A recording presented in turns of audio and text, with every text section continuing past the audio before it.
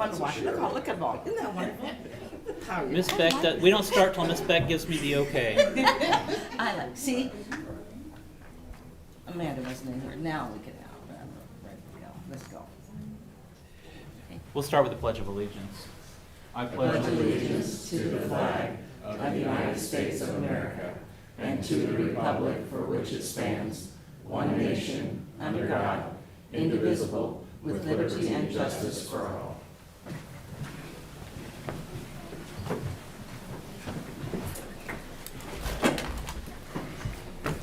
Good morning. Welcome to the May 9th, 2024 meeting of the Shawnee County Board of County Commissioners. My name is Kevin Cook. Serve as the chair this year. Also joining me is Commissioner Aaron Mays. Good morning. Good morning. Commissioner Bill Rippon. Good morning. Our county clerk, Ms. Beck. Good morning. And the county counselor, Ms. Reckert. Good morning. All right, Ms. Beck, what do we have first? First item is item 2, unfinished business. A, deferred from April 25th, 2024. Consider a request to reinstate 3 idle vacant positions that have been vacant 365 days or more as of April 1 of 2024, and a request for a related personnel budget adjustment for the 2025 budget process. Good morning, Commissioners. Kurt Niehaus, Director of Public Works.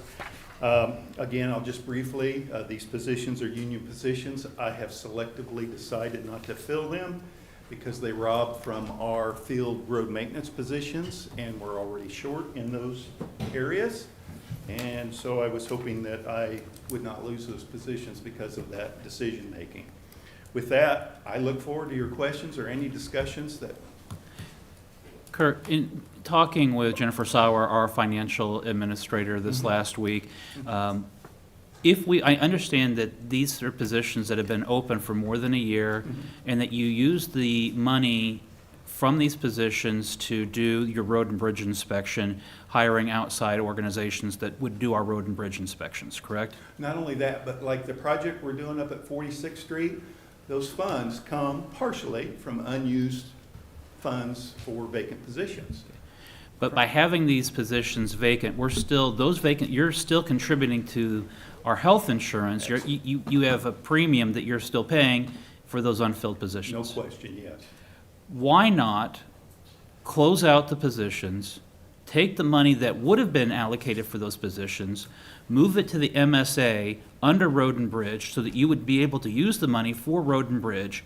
If at some later point you want to reopen those positions and do it a different way, we would recreate those positions or reopen them at a later time. I have no problem with that.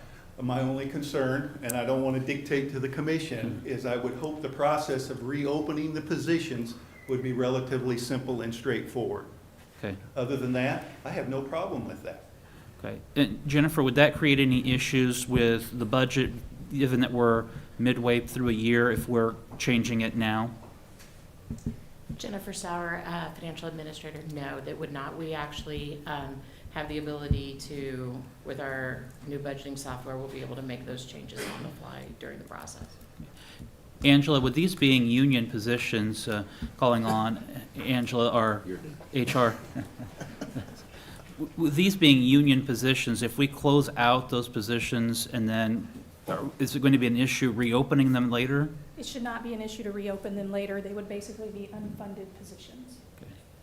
And I think, Commissioner Mays, this was one of the issues that you had brought up last year during the budget cycle, was just to have, what exactly transparency in government as to what exactly we're doing. I think that we can get the goal that Kurt needs, which is he needs to have the money to be able to pay for road and bridge inspection.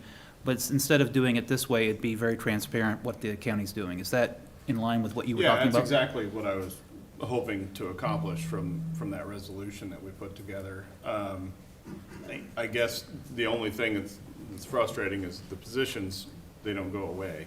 They just become unfunded, right? Well, no, these would be closed out. They would be, they would need to be unfunded right now because they are union positions. Okay. So they would not have funds allocated towards them, but no, the positions didn't go away, but he would stop paying the insurance fees and everything on them. So the funds could be used other places. Okay, but they would still show up as, I guess, how would they show up on a budgetary report? We could show them as the position, but then with zero funding on them. That would then multiply the benefits by zero, so it would just show a zero. Questions? No. So, let's just, hypothetically speaking, if we allow these 3 idle positions to become unfunded, which I think takes no action, right? Like, just automatically happens. The Underneath the- request today is to renew the positions. Correct. So, if we took no action today, I believe that we would probably need to come back and reallocate funding to Kurt's department, so. I think we can do that today all at once, can't we, Jennifer? Are you talking about reallocating 2024 funding, or are you talking about 2025 funding? Because they already have 2024 funding. The position was budgeted this year. So what we would do is, he would have an increase on one of his budget lines whenever it comes before you for the 2025 budget. So we wouldn't have to do anything today But to do wouldn't we that. be unfunding these positions as of now? Like, So that way Kurt's not needing to pay into the health insurance premiums for those. is that possible? We would unfund them. The money would still be in his budget, though. Okay. Okay. So, Go ahead. The unfunding of any benefits, would that stop immediately, or? Yes, yep, that's just a manual, for any vacant positions, that's a not manual something we process. pay annually or something that? No, Okay. that's every month we do a manual process where we charge off all of the vacant positions. okay. But Kurt's still going to be able to enter into his contracts and for road and bridge inspection and for the road work that he's doing. Yes, absolutely. The transfer for this year would really not be changed any. In effect, Kurt would have a little bit extra savings because of not doing the health insurance for the remainder of this year. And if 3 years from now, Kurt does not want to have independent contracting for road and bridge inspection, but he's got a top-notch candidate for road and bridge inspection, he would still have that position to be able to reactivate. Absolutely, yeah. What would be the process? What- What would be the process? I don't know if I can ask the question. Well, you just did. The way I would envision it happening is we have a conversation like we usually do with positions between Jennifer and I, and then it would be brought to the commission. All right. So, So, well, this is an interesting conversation. This is the first time we've done this, so bear with us. But so at this time then, I suppose the motion, Jennifer, would be that, and Angela and Kurt, that we would deny the request to reinstate the positions and note that they are unfunded at this time, should we give a date certain on that, like maybe June 1st or something? effective June 1st, given that we're halfway through a month? Okay, that is the motion then. Second. Okay. Motion made by Commissioner Cook, second by Commissioner Rippon. He beat you by a hair. All in favor, say aye. All opposed? Passes 3-0. Thank you, Kurt. Our next item. Second item under unfinished business, second reading, consider approval of Home Rule Resolution HR 2024-2 to establish rules and regulations for the Stormont Valley Event Center. Good morning, Commissioners. Kyle Edelman with the Shawnee County Counselor's Office. As Ms. Beck noted, we're here for the second reading on this resolution.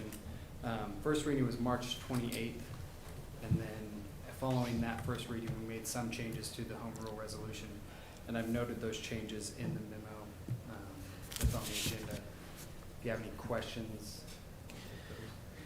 We had a contingency from the Fair Association that were here last time. Have we worked through with the Fair Association and given them notice of what we're doing here today so that they know what the changes are?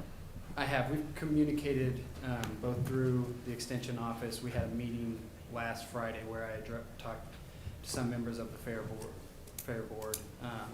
We've talked through the changes. I guess I won't speak on their behalf, but I think they're satisfied with what we've come up with. Okay. They understand that part of this process will be following the adoption of the home rule resolution. We'll have negotiations to set the annual fee and any additional fees that will come along with the fair So that won't be addressed in the resolution. It'll be a separate process.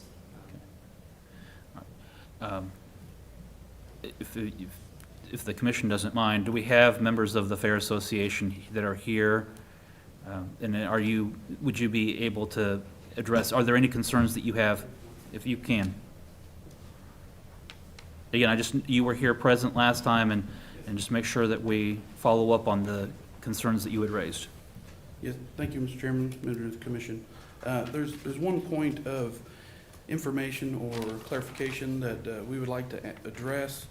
In the home rule, subsection 4A, it says the Shawnee County Fair Association shall have exclusive use of the portions of the SVEC, and it continues, however, in Shawnee County Contract C 387-2022, in subsection, or section, Article 2, Section 2.1, county hereby grants OVG the exclusive rights and privileges of the food and beverage services at the facility.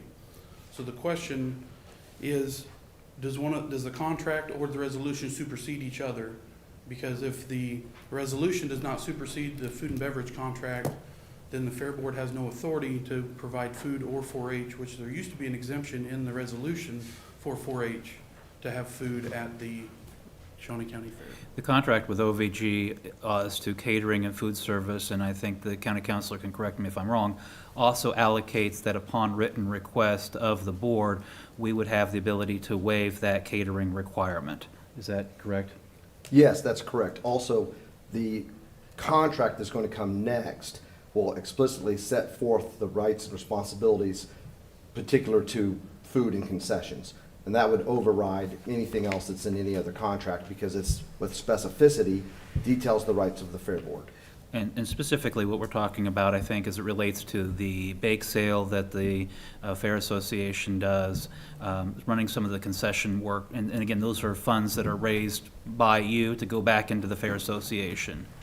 And I think that we want to work together with OVG and the county as partners on this. So Great, thank you very much. My name is Dustin Mingarelli, for the record, too. I know that Ms. Beck would have wanted that. Thank you. Thank you. Is there any other concerns of the Fair Association? Okay. Again, this is a second reading, so we would be able to take action on it at this time. Is there any questions from the board? Okay. Is there a motion? I will move to approve the resolution. Second. Motion made by Commissioner Mays, second by Commissioner Rippon. All in favor say aye. All opposed? Passes 3-0. Thank you very much. Thank you. And I want to thank Kyle for your work on this, and thank the Fair Association and everybody coming together on this, and also with OVG 360 and the Extension Office. So a lot of people here. Thank you. A lot of people put work into it. Thank Our you. next item. And the third item under unfinished business, second reading, consider approval of Home Rule Resolution Number HR 2024-3, adopting the Shawnee County Code. Good morning, Commissioners. Rich Eckert, County Councilor. Before I started this, I also want to say that Kyle helped me quite a bit last night with my presentation in front of Jado, and I do want to thank him in front of everyone to know the good work that he's been doing for me. A little bit about the county code. We did talk about it last week. We're calling this is a recodification, and we've rearranged, we've updated, and we've eliminated some obsolete sections. If it's approved today, it will be online early next week. We're pretty confident about that. The online version next week will be updated through July 2023. We're then going to push through the first supplementation, and that will bring it up to date. And now the benefits of using Civic Plus going forward is this is going to be a much more user-friendly mechanism that'll be searchable, which is, PDFs generally aren't searchable, but it'll now have a search function. And something that I personally am going to think is very helpful, particularly for my office, is that each time there's a section and there's a resolution, the year passed and the resolution number, that actually will be a link, and you can click on that link and then go read the entire resolution as passed. And I think that's a good way. Much like with legislative history at the state, this is a way to kind of look at the legislative history of what the county has been doing. So That's a real feature that only nerds like I can probably appreciate, but I do think it's a real an upgrade to what we've had before. So with that, I'll answer any questions that you have. I think I'm very excited as we are. It's hard to get excited about county code, but this is something that is pretty exciting in that it gives us a lot more ability than we have. Many of us are still with our spiral-bound binders of the county code, and it's not all there, and sometimes you have to hop online to see if you can find it, and then finding the resolution is a whole nother task, and you call Ms. Beck's office, and they have to dig through and find it, and as we discussed our prior item with the Stormont Vale Event Center and the Fair Association, where the Fair Association says we have a belief that back at some prior time, there was a resolution, and it would be difficult, if not almost impossible, to find out exactly whether that's true or not. Now we're going to be able to have much more searchability, much more comprehensive. So Yeah, a county code's a little bit like attorneys. You roll your eyes at it until you need it. I'm sure no one rolls your eyes at you, Mr. Eckert. So, are there any questions? I guess I should. Present companies. Opening it up to the public, is there any public comment on the change? All right. Pleasure of the board. It's been a long time coming, so I will move for approval. Second. Motion to approve by Commissioner Mays, second by Commissioner Rippon. All in favor say aye. All opposed? Motion passes 3-0. Our next item. Item 3, consent agenda. There are a number of items on the consent agenda. Are there any questions or is there a motion? I would move for approval. Second. Motion to approve by Commissioner Rippon, second by Commissioner Mays. All in favor say aye. All opposed? Passes 3-0. Our next item. Item 4, new business. A, County Clerk number 1, consider all voucher payments. This morning, we got 3 items I want to point out on the voucher report. Under the Sheriff's Department, $154,011 to Shawnee Mission Ford is for 3 new pursuit vehicles. Under Building and Maintenance, $92,598.26 to King Construction. That is for the bridge over South Peak Boulevard over the Walkeroos Bridge, or Walkeroos River. And then under finance, audit finance, $2,857,411.99 to Lawyers Title of Kansas for the purchase of property funded with ARPA. Total of the voucher report is $6,310,016.54. I don't have any additional comments or questions on this, and would move for approval. Motion to approve by Commissioner Mays, second by Commissioner Rippon. All in favor say aye. All opposed? Passes 3-0. Our next item. Item A2, consider correction orders. I'll move for approval. Second. Motion to approve by Commissioner Cook, second by Commissioner Rippon. All in favor say aye. All opposed? Passes 3-0. Our next item. Item B, Register of Deeds number 1, consider request to reinstate the idle vacant position of Technical Applications Specialist to an Electronic Archiving Specialist. Good morning, Commissioners. Becky Miosi, Register of Deeds. We have had this position vacant for over a year, so that's why I'm coming before you. It is a technology fund position, so it's not a general budget fund. So when there's excess funds, those can be used for other offices, which we were able to transfer a little extra last year because of this open position. It is critical to our office. We are actively trying to fill it. We've worked with HR to change the title to more closely align with the job description. So we're hoping that'll help attract the right candidate. We've also added a hiring bonus, and we're putting it back on Indeed to advertise. It is 25% of our workforce in our office. We have a small office, and everyone's come together to take on those roles, but we'd like to get back to our normal workflow and help to have accurate recording and archiving and everything that we have to do in our office. So I'm excited to try to turn over a new leaf and hopefully get some better candidates in. Commissioner Mays? Appreciate it. Okay, so this is back to very similar to what Kurt's request was earlier. And so I just want to point out this vacant position resolution there's 2 purposes for it. One is so that we're not funding positions that we don't intend to fill, but also that if there are positions that we really want to fill and we're having a hard time filling, that we take action to try and modify the positions, the titles, the wages, whatever needs to happen to try and get some folks in those positions. And Becky, I commend you and thank you for, doing that. So changing the description and everything to try and get somebody in that role. So I'm happy to see this today. So when the time comes, I'll make a motion. So. Might note that there was a lot of work, I think, with HR office also, looking at the job title, job description, going online, looking at positions, and again, I think that the analogy or the comment you made last year during the budget cycle, Commissioner Mays, was office assistant 2. People really don't know what an office assistant 2 is, whereas an electronic archiving specialist, people can have, that's more descriptive of what you're applying for. And so if people are saying that's what I want to be able to do, you're attracting the right candidate. And so I think that we see that in this case. And so, again, I would also thank you for your work, Commissioner and Mays and Becky and Angela and everybody in getting this done. So, Commissioner Rippon, anything? Nothing. Okay. I'll move to approve. Second. Motion made by Commissioner Mays, second by Commissioner Cook. All in favor, say aye. All opposed, passes 3-0. Thank you, Becky. Thank you. Our next item. Item C, Public Works. Number 1, consider request to approve a project budget and to solicit construction bids for a pavement repair project in the 2 lots north and west of the Manor Conference Center. The work will be paid by using the 2024 roof and parking lot funds.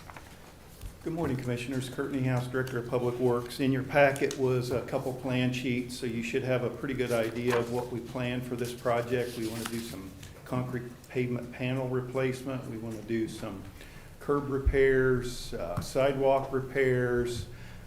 Then on the west side of Manor down to the extension office, we want to mill and overlay that asphalt parking area. We've been working with the event center folks and the people that are involved with scheduling events for Manor and Heritage Hall. We think we found a 1550 working day window in which we can do this work. We'd like to get started, I think it was July 1. And so with your approval, we will move forward with a bid letting on this work. I look forward to your questions.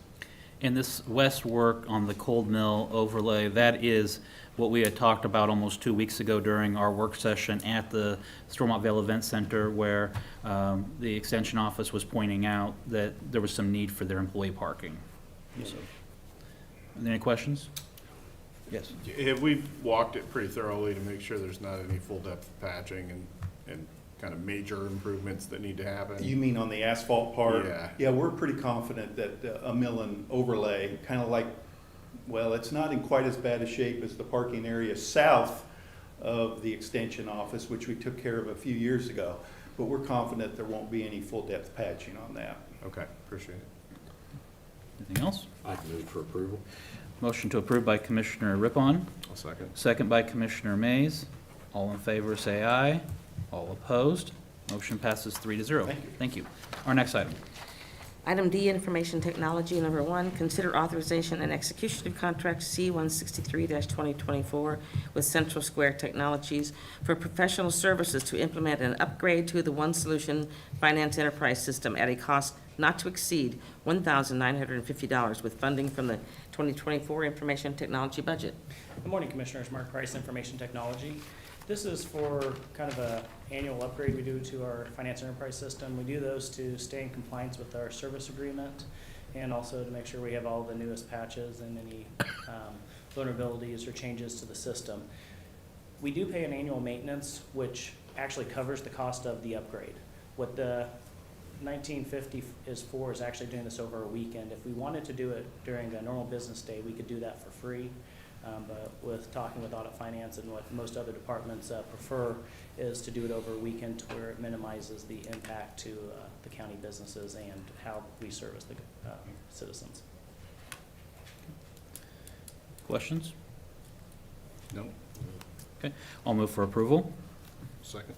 Motion to approve by Commissioner Cook, second by Commissioner Mays. All in favor, say aye. All opposed? Passes 3-0. Thank you. Our next item. Item E, Department of Corrections, number 1, consider authorization and execution of contract C-164-2024, a 3-year maintenance renewal agreement with Samco Mechanical Contractors for agency HVAC systems at a cost of $9,120 per year to be paid from the detention budget.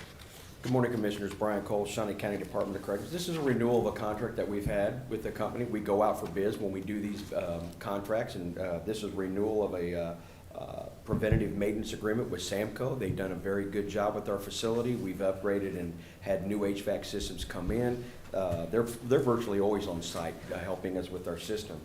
This renewal is a 3-year contract with no increase in price, even though we have increased the number of pieces of equipment. And so they've agreed to keep the price the same. We have no problems with the work that they do. They expedite our services. They get here on time. And I would stand for any questions. This would come from our budget that's already prepared, and all of our contracts have been reviewed by the county councilor and has been approved to legality and form. Okay. Questions? I'll move for approval. Second. Motion to approve by Commissioner Cook, second by Commissioner Mays. All in favor, say aye. All opposed? Passes 3-0. Our next item. Item E2, consider authorization and execution of contract C-165-2024, an amendment to the Armor Correctional Health Care Agreement for increased dental services for agency clients for fiscal year 2024, the increase of $89,333 to be paid from fiscal year 2024 health care budget. Good morning, Commissioners. Brian Cole, Shawnee County Department of Corrections. When we had our previous health care company, which was Yes Care, they did a good job with our dental services, but one of the things that came out in our NCCHC was that we had to start increasing our services. Instead of just pulling teeth, we had to start providing services as dental services, meaning cleanings, especially those inmates that stay longer, and also fillings and things like that. So when the new company came on, they did budget for what their projections were based off the numbers they were giving. Today, those numbers have almost exceeded 5 or 6 times. We're almost behind 100 dental visits at the jail. That our services have not been a result of a lack of staffing. We have a dentist that is on weekly that comes in. This is a full-time dentist that comes in and does this on part-time, so this is a person that comes in. We very rarely get any complaints about our dental, but we are starting to fall behind on keeping up with our dental. The only remedy we saw was to increase the hours of the dentist, and that's what we've had to do as going into a contract. I met with Jennifer at great length about how we can afford this. The contract that we have, I'm not asking for any new funds for this, that we have a health care budget and a health care safeguard that in case we were to go over, which exceeds $1 million, that those funds can be used for this type of purpose. So if we go over, I'm not asking for any extra funds. This is one of the things that Jennifer, and Jennifer's here to answer any questions, that we saw the use of the funds. One of the things that when this fund came up was, as Jennifer reminded me, is that we did not want to continue just to put funds and this become a savings account for the jail to just build and build and build and build. And working with Jennifer, that again, this is a request that we don't have to ask for any extra funds. The funds were already there. If we were to go over budget in this area, the funds are already there to take care of this.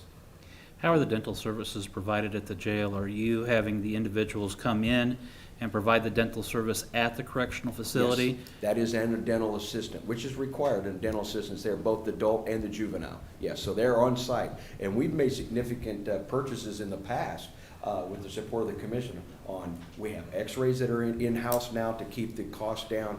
We bought new chairs, dental chairs, and it is a dentist office in the jail and in the juvenile detention center.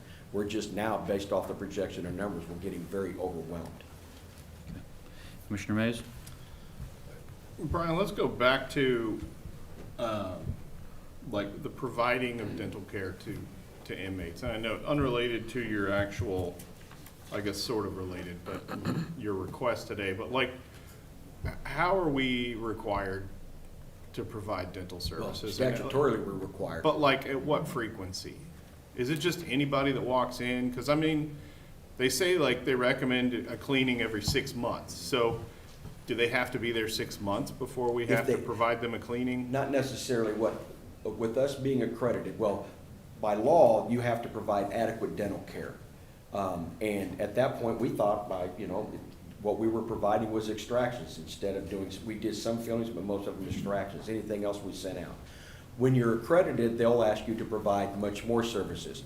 Typically, what will happen is the average length of stay is about 29 days. So if an inmate comes in and they say they're having pain or they're having discomfort with their teeth, they will put a request in, and that will be triaged to the nurse to determine if they need to even go to the dentist. The dentist then will see them.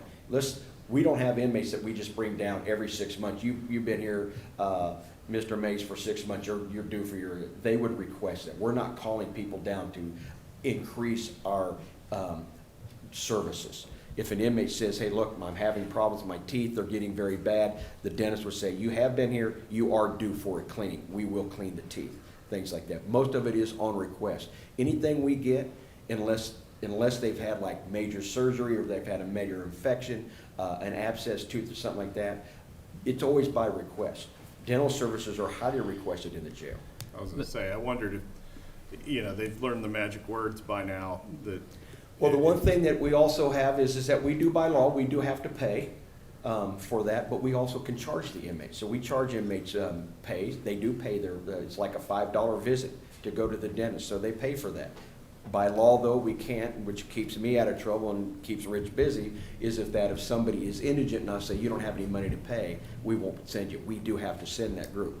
But let's say I send somebody out for a root canal, and it's several $1,000s. I get paid, our company will adjudicate the bill at a Medicaid rate, and then we pay the bill, I can charge the inmate. We do get some funds back, and we settle those bills. So I've had a person here just recently come up and said my bill was $900, they had $900.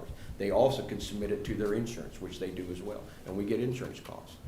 The dental cost and the number we're getting is gone up, and we're falling behind. And it's not because of staffing, it's just the need. And one thing that often comes up is did the new company project the need? Based off the numbers and the increases, we increased with Armor the number of hours, and they still are not getting it. Brian, my Yes, sir. suspicion would be that dental care is very low priority for many of your inmates, in that if you are addicted to drugs or alcohol, or if you have persistent mental health, or if you are homeless, your dental care may not be your highest priority in your life. That is absolutely right. And we find mostly on the juvenile side, and I mean this no disrespect to any family, a lot of times the juveniles don't understand even the basics of hygiene and dental hygiene. So we provide education and we provide things like that, but this is a huge need. And, I don't like to, throw this out there, but I will.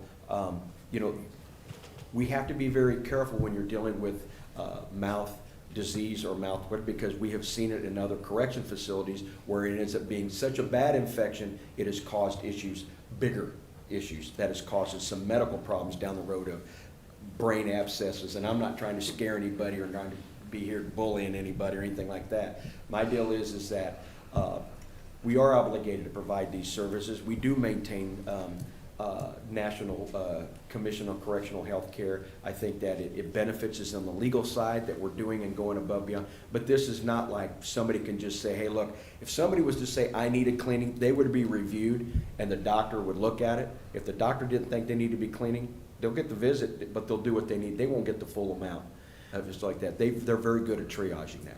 I don't want to get us too far away from the item that we're on action for, but where does the health agency interact with the Department of Corrections on education?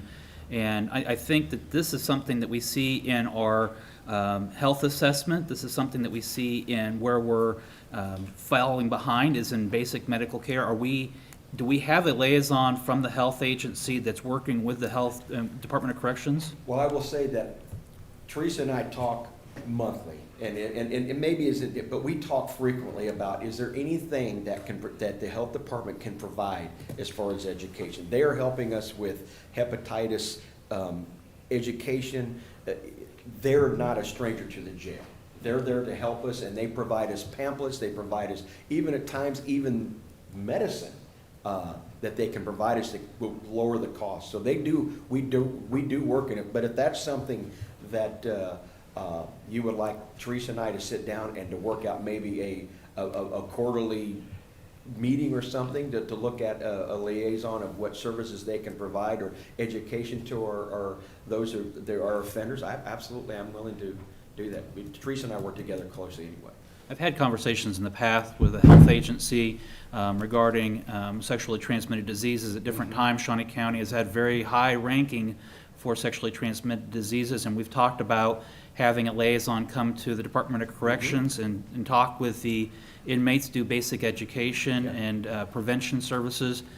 You do have a captive audience, no pun intended, to educate.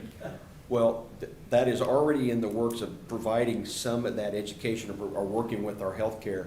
And, and I've used that term, a captive audience, and I don't mean disrespect, but a lot of times when the inmates are there, they do want the education. Trust me, when you sit down and say, look, we're going to shut down the day room so somebody can come in. We did that through flu season. We did it through COVID of just basic stuff. I will tell you the inmates were very appreciative, even calling home to tell their families, y'all need to start cleaning better. We need to start doing stuff. So the inmates are appreciative of the education, but I'm more than happy to work with Teresa in the health department on any more education and seminars or presentations we provide to the inmate population, especially the juvenile population.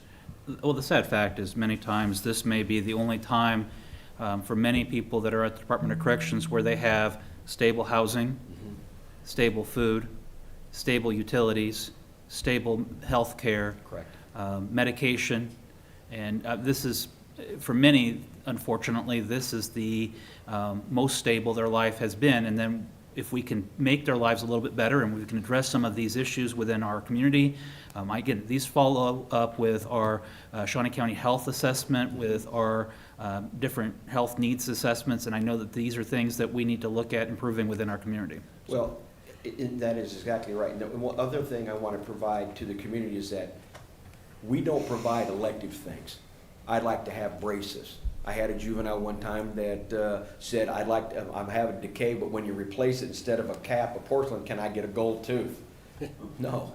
We give you what's adequately needed, but we do get people that will come in and say, can we have elective things? Can I get braces? Can I do this? The answer is no. We provide, but NCCHC that looks at inmate and juvenile health care, we weren't out of compliance, but this was something we need to do. But to reassure you, I'm working with audit and finance that the money would be there in the event we went over somehow, the money would be there to take care of this. Okay. And just again, making sure that we are completely transparent, we are talking about monthly payments going forward of $376,737.07. Yes, sir. So that's our monthly cost for just dental care on a yearly basis at the Shawnee County Jail.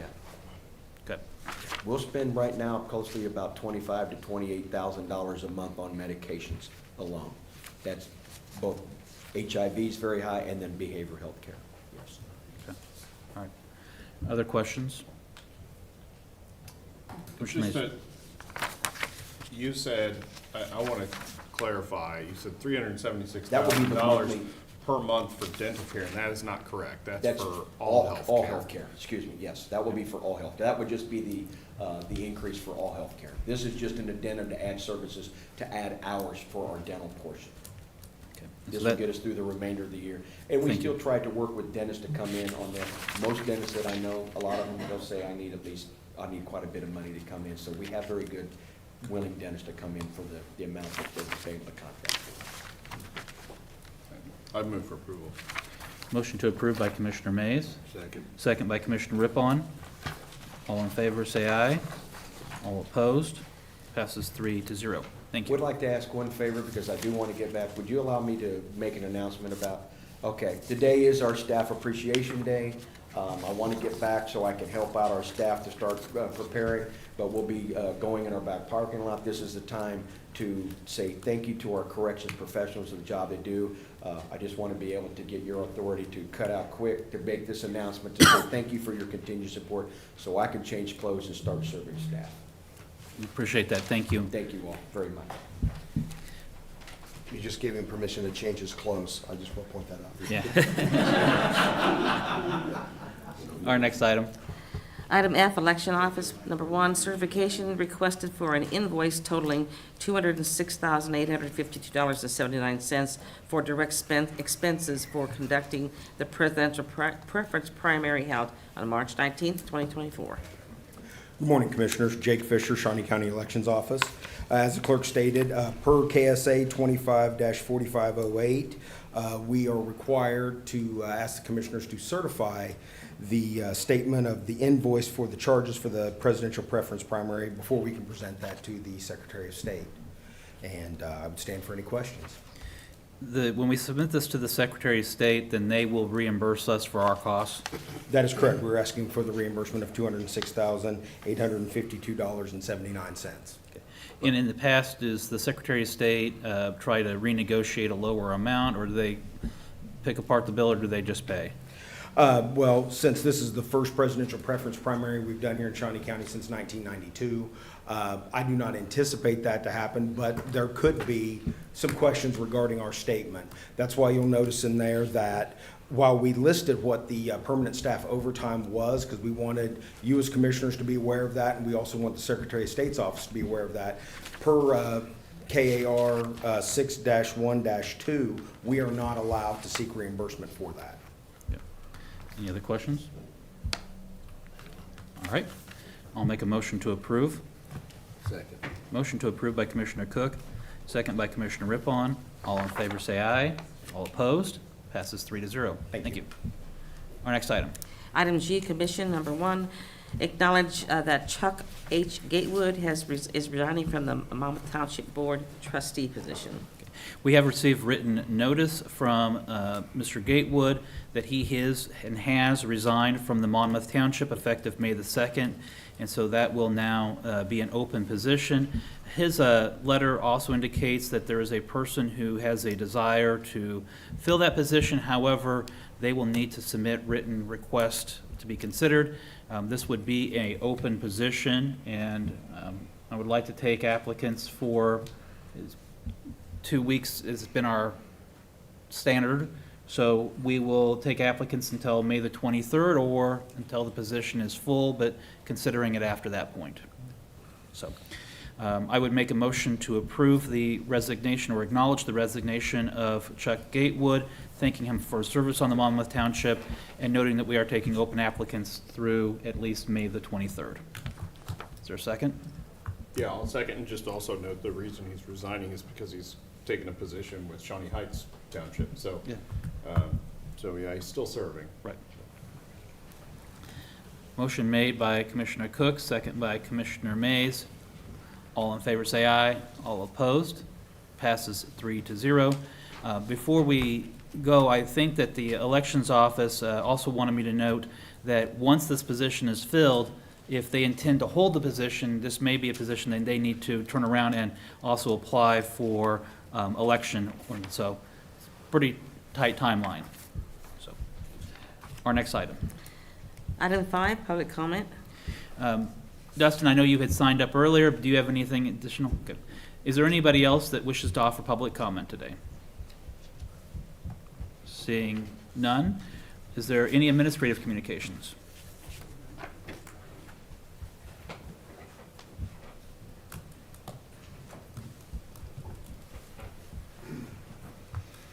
Good morning, Commissioners. Larry Moss, Shawnee County Treasurer.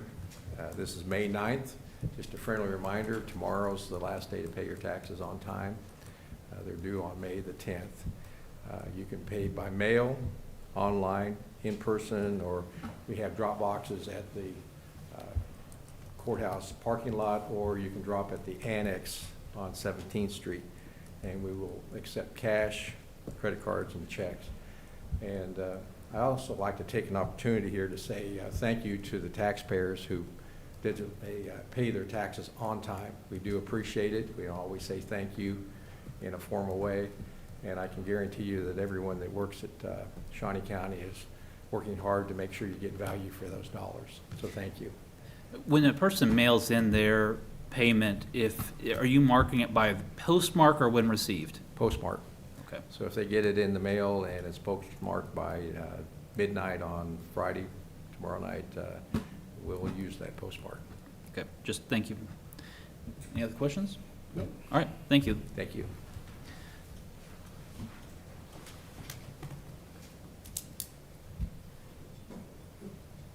Ladies first.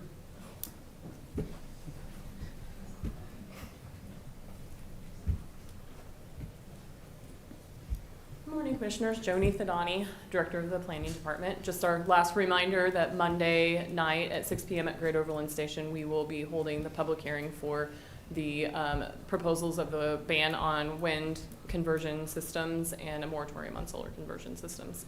If anybody has any questions or cannot attend, it will be live streamed that night, and you can also send comments or questions to our planning@snco.us email address. All right, thank you.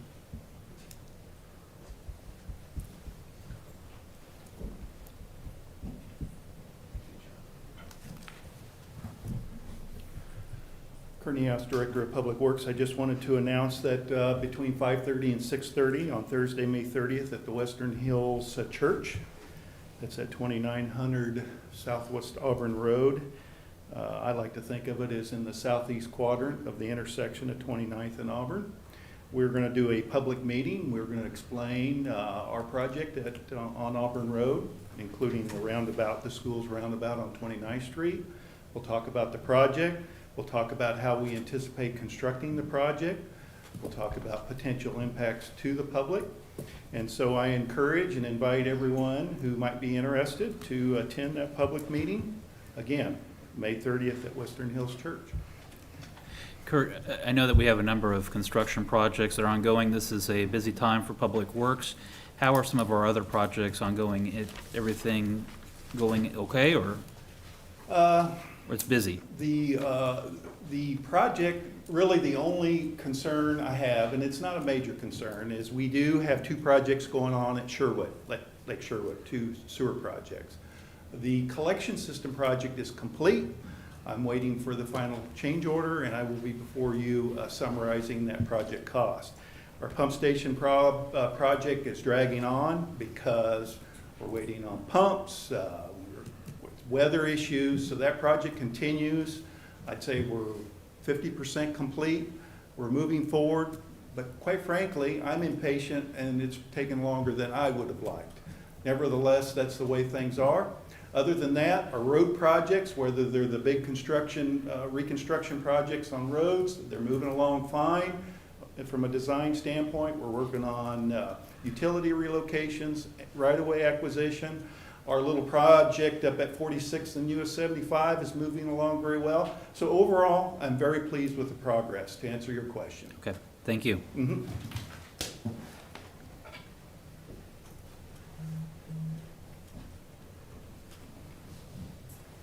Morning, Commissioners. Teresa Fisher, Director of the Health Department. I just want to remind everyone that next Wednesday at the Topeka Shawnee County Public Library, we will be having our annual community health rankings community conversation.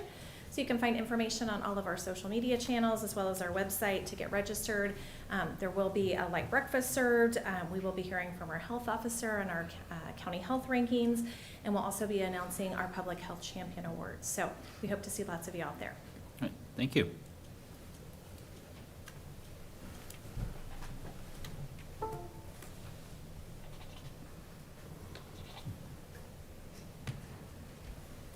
Good morning, Commissioners. Nelda Henning, Director of Facilities Management. Yesterday afternoon, kind of at a last-minute phone call, I received notification that the parking lot that is north of 6th Street and east of Monroe, we were needing to change the entrance into that parking lot. That happened here at the start of the meeting.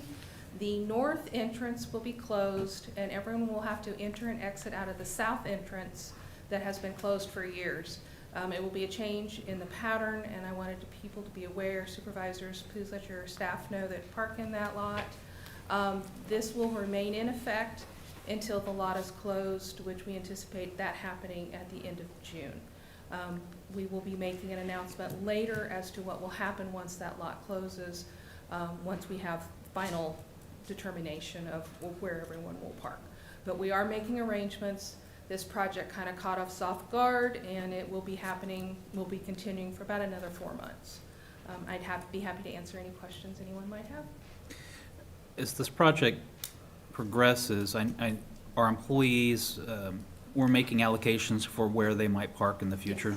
As the project progresses, we will be making allocations for the staff to park in other locations. And this is a staff parking lot that we're working with It here. is a staff parking lot, yes. Okay. Thank you.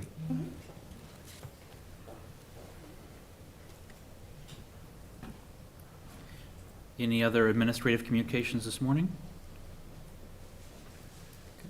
Commissioner Rippon? It's Mother's Day this Sunday. Get your glitter-coated cards in the mail soon. Yes. So, Indeed. Commissioner Mays?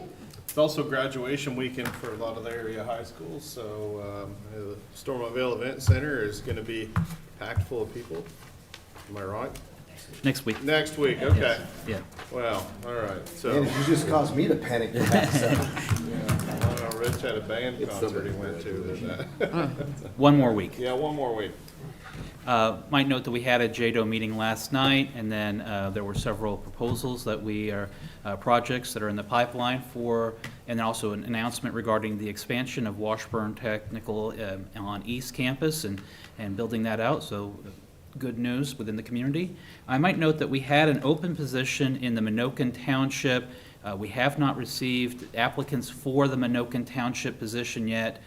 We had some inquiries, but we are still taking applications at this time. So if you live within the Minokan Township and you have an interest in serving on the township board, please apply. Our next item.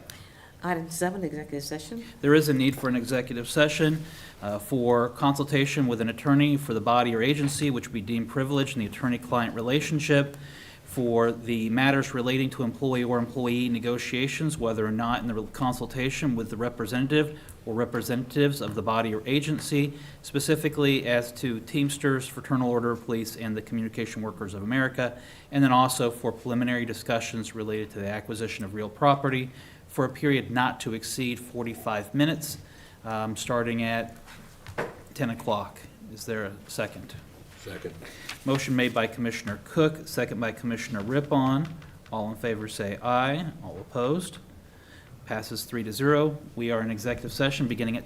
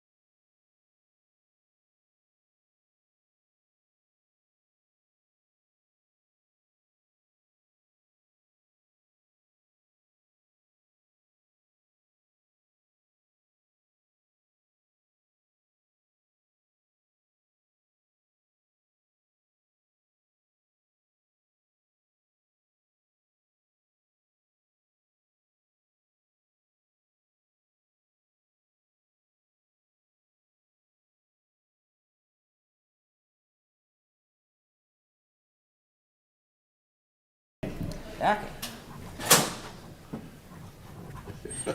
We are Thanks. back from executive session. No action was taken. We are adjourned.